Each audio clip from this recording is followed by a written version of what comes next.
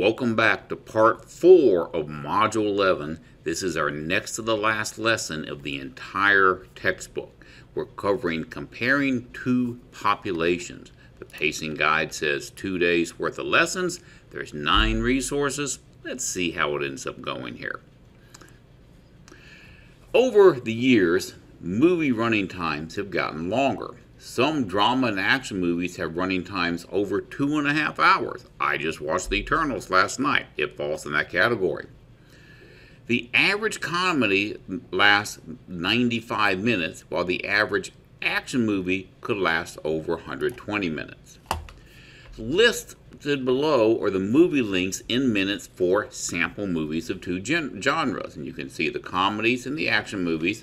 What do you notice about the sample of comedy movie running times compared to the action movie running times? Well, there's only one of them that's over 100 in the comedies, and in the action, every one of them is over 100 minutes. The action movies are definitely going to be longer. Learning how to compare data more articulately than that is part of what we're doing in this lesson. Data collected from a sample can be organized and displayed in a graph such as a box plot or a dot plot. Remember, we said a box plot is also known as a box and whisker plot, and a dot plot is also known as a line graph.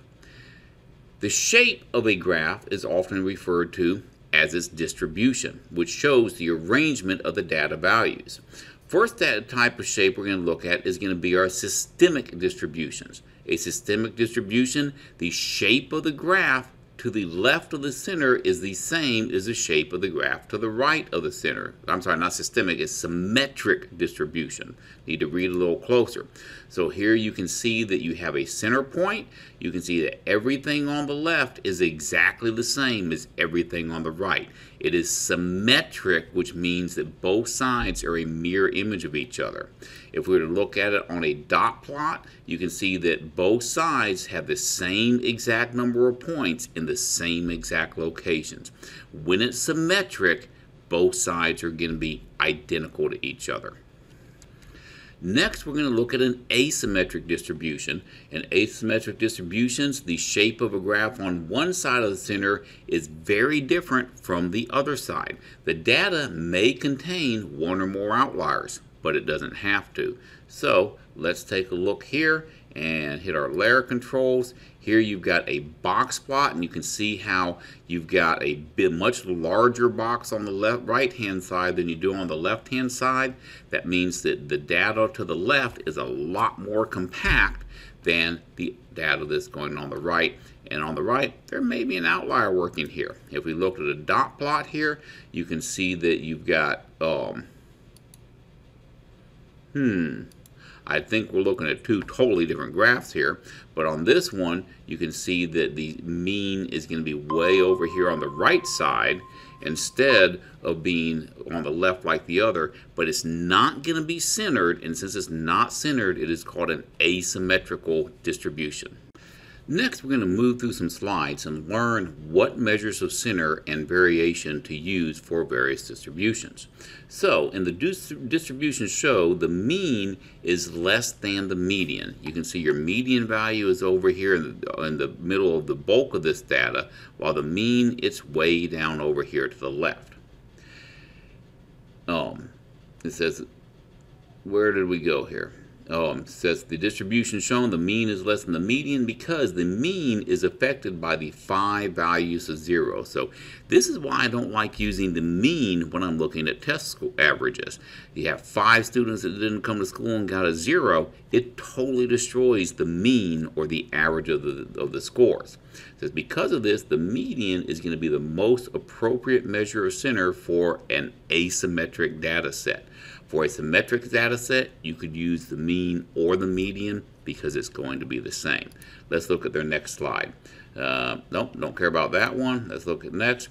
After selecting an appropriate measure of center, we're going to select corresponding measures of variation. So if you select a mean to describe your center, then you need to select the mean absolute deviation to describe how the data varies from the mean. If you select the median from the center, then you need to select the interquartile range, which is a whole lot easier to find than the mean absolute deviation. Interquartile range, piece of cake. We're talking seconds to find.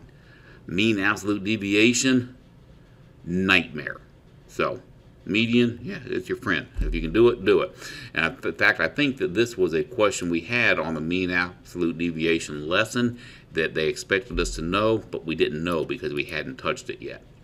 For symmetric or asymmetric box plots, we're going to select the median and the interquartile range because box plots are constructed to display this data. So if you end up getting a box plot, whether it is symmetric or asymmetric, we're going to use a median for our center of data or measure of center, and we're going to use the interquartile range to describe that data. From here, we're going to move through some slides to see some different distributions and select the best measure of center based off the variation of the best measure of center and variation based off the shape of each distribution. So here we have a very symmetric distribution. Since we have a very symmetric distribution, we could use both the mean and the absolute deviation or the median and the interquartile range, which means that one is going to be in either. That checks well. Good. For this one, we do not have a good symmetric set of data. Since we do not have a good symmetric set of data, we cannot use a mean. This one's going to be total using the median and the interquartile range to represent our data with it. Our next concept is going to be a double box plot. A double box plot consists of two box plots graphed on the same number line. A double dot plot, same concept, consists of two dot plots that are consistent so that the values of the number line align. So the box is on the same number line. The dot, you're going to set it to where one line is above the other, but where every data value, you have 0, 5, 10, all the data values are going to align. You can draw inferences about populations represented by the double box plot or the double dot plot by comparing the centers and the variations. To select the appropriate measures of center and variation, compare the populations of the double box plots or the double dot plots and then check for symmetry in each data set. So let's start off with both data sets being symmetric. If both data sets are going to be symmetric, then you could use either the mean or the median. Makes no difference which one you use. And also that means that you could use either the mean absolute variation or the interquartile range. Doesn't matter. What does matter on that is if you use a mean, you have to use a mean absolute variation. If you use a median, you have to use the interquartile range. That is if you're dealing with symmetric data sets. What if neither data set is going to be symmetric? Well, if neither data set is going to be symmetric, then you've got to use a median for your measure of center, and you have to use your interquartile range to represent the data.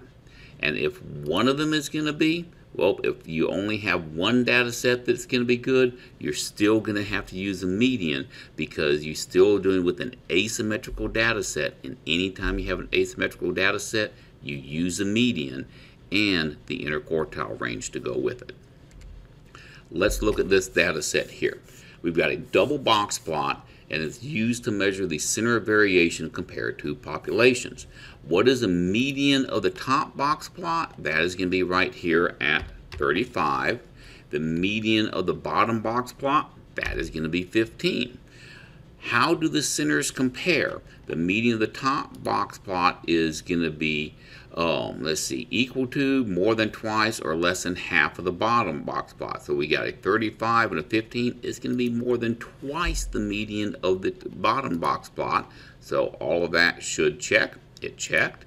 And from here we can say, what is the interquartile range of the top box plot? Well, that's going to run from 30 to 40. So we're looking at 10.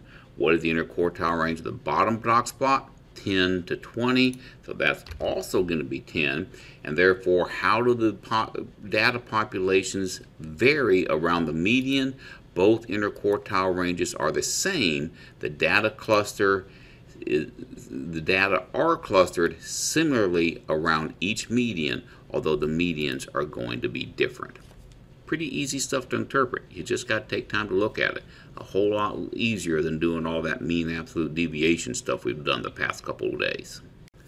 And we have finally made it to example 1 after all that instruction. The double dot plot shows the height in inches for the girls and boys in Amani's math class. Use the measures of center and variability of this sample to make an inference about the heights of the students in Amani's math grade at school. Now, if you look, you have a perfectly symmetric one for the girls and a perfectly symmetric one for the boys. You get to choose either mean or median. It's that simple. Now, is that realistic data that both boys and girls can be perfectly symmetric? Not going to happen in the real world. So let's take and move on from here. It says compare the measures of center and variability. We're going to move through some slides and see what happens. The data for both graphs are symmetric. You can use either the mean or the mean and the mean absolute deviation, or the median in the interquartile range. For this example, the mean and the mean absolute deviation are going to be used. Don't know why they want to be that mean to us. Let's keep going. So they found the mean of the girls, which is going to be 62 because we know all girls are mean, and the mean of the boys is going to be 66. So the average height of the girls is 62 inches. The average height of the boys is 66 inches. Next, we're going to take and find the mean absolute deviation of both of them, which they calculated for us. The mean absolute deviation of the girls was 0.83, while the mean absolute deviation of the boys was 1.38. That means that the girls are a lot closer to being the same height than the boys are. Moving from here, the next thing we're going to do is say that for this data set, the mean height for the boys is greater than the mean height of the girls. There's a greater variation in the mean height for the boys than the girls because 1.38 is greater than 0.83. The girls' heights are more closely clustered together than the boys' heights. That's kind of it there. All right, let's keep going and see what they have next. They tell us that based on these samples, you can infer that the boys in Amani's grade are generally taller than the girls. Okay, that's not unusual. And this inference is based on these samples alone. Different samples may lead to different inferences about the entire population. Remember, you're only making your determinations about what you know. There could be other data out there that totally changes everything. And that's it for that one. Slide 4. Let's see. Nope, we're done with that. Let's look at extra example number 1. Primates have long lifespans, but not all primates live for the same amount of time. The double dot plot shows the lifespan of the random sample of 2 primates, the western gorilla and the bonobos. Never heard of a bonobo. Now, first thing I want to tell you is that you have perfectly symmetrical data sets here. Since you have perfectly symmetrical data sets, we can choose the mean or we can choose a median. And when I have those options, I'm going to jump on that median bandwagon every single day. So both of the graphs are symmetrical. The mean of the bonobos is going to be right here, which is, follow it down, going to be 45 years. And then we can say from here the mean of the gorillas, that's going to be this one right here, which is going to be 34 years. The data for the bonobos or the gorillas have the greater variability. Definitely the bonobos. A lot greater spread in their data here. So the bonobos have a very greater variability, and based on these samples, it is likely that a randomly selected bonobo is going to have a greater lifespan than the gorilla. I mean, data shows so. Check your answers. All those checked. Wow, that was easy. Now we're on example 2. Example 2 gives us the double box plot showing the number of daily participants at 2 adventure companies. Are both sets of data symmetric? They are not. The bottom one at Whitewater Tourist is symmetric. The top one at Rapid Adventures is not symmetric. And because the top one is not symmetric, we must use the median for representing our measure of center. So we're going to take and move from here and look at what they have to say. Select markers to compare the measures of center and the measures of center and variability. So right here you can see the median number of daily participants is going to be greater for Rapid Adventures, which is at 70, than Whitewater Tours, which is 50. If I select here, I can say the interquartile range for Rapid Adventures is 80 minus 50, otherwise known as 30 daily participants. Meanwhile, the interquartile range for Whitewater Tours is 60 minus 40, otherwise known as 20. So Whitewater Tours has less variability in their data. The greater the variability in the data for Rapid Adventures, so the data are more closely clustered around the center of Whitewater Tours. And finally, the distribution of the Rapid Adventures is asymmetric, and it also contains an outlier, as indicated by the asterisk. So the median and the interquartile range are going to be your most important measures to use there. We good so far? Let's keep going. Now, we're going to make some inferences about the populations of the daily participants for the adventure companies. Based on these samples, you can infer that on any randomly selected day, it is likely that Rapid Adventures will have a greater number of daily participants. However, the number of daily participants at Whitewater Tours is more likely to be consistent. So Whitewater Tours, they can guess pretty accurately how many people are going to show up today, which is good because they need to have enough staff on hand to handle those people. Rapid Adventures, they have to have a whole bunch of people show up to work, but they may not need them because there's so much variability in their data. And with that, we are on our very last question. Go ahead and pause your video and work through this one on your own. Alright, for this one, the double box plot shows a random sampling of the number of points scored by a high school football team over the past 2 seasons. Last season is asymmetric. That's all you need to know. Now you know you're going to be doing with the median instead of the mean. Even though this season is symmetrical, we don't care. There's asymmetrical. That means we have to use the median for our data set. So the data for last season is not symmetric. The data for this season is symmetric. The median number of points scored last season was 20. And the median number of points scored this season is also 20. The data for, let's see, which one has greater variability? Definitely last season has greater variability in it.